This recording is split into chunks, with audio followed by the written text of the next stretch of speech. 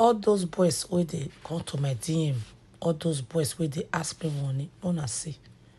Una open eye, una see. Una see wetin I dey show una. So na boy like una, man like una. Una see handwork. This person wey dey tie this Gele so na man.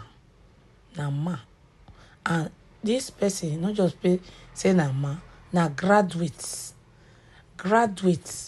This life, many of una go dey try to dey put una wahala for another people. If plan A no work, open plan B. Create something for yourself. See this handwork with this boy they do now. This boy now, this one now one of my trainer. I know it be trainer. Person where they train person. Una understand? Now boy no be saying a woman or a girl. Many of una go to say anything a style of Gele. Now only women they do. Now lie.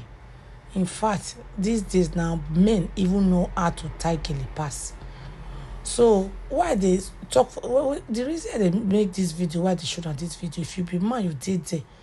You just did there. Any location where you for the watch me, just say maybe you just did there.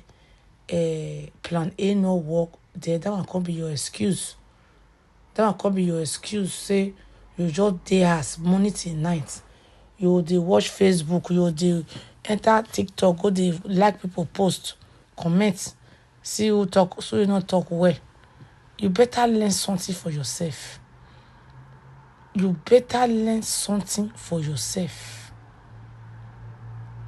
Let me come to the women. My gender, most of them go say they be housewife. Only their husband go dey work. Now so some of them go say they get children. Only their husband go dey work. You feed their house. Then you learn something for yourself. Nothing like handwork. Me, I can't observe and say for Nigeria, the people will call they survive all this hardship where they storm everywhere now. Especially Nigeria. Now people will get handwork and all these politicians. Especially beauty handwork. Like anything beauty. All this Gele, all this makeup, all this hair, how to style hair, how to style wig, how to plait hair, and anything beauty. If you get that handwork, or you just enter into cooking. If you just want to cook rice, if you want this snack, upgrade yourself before you come the point. Innocent people will not know one for your failure. No blame government for your failure. No blame your parents for your failure. You have the right to open different chapter for your life. This person now, don't be say like now this people don't have it where they do Gele, we don't know how to do it proper. This one now, he not say na Gele, he go dey do. But as person will get sense, if you get wisdom, you will know say at least that certificate, that degree where you get, never they produce money for you. Come back to fire. You will come look around, check her.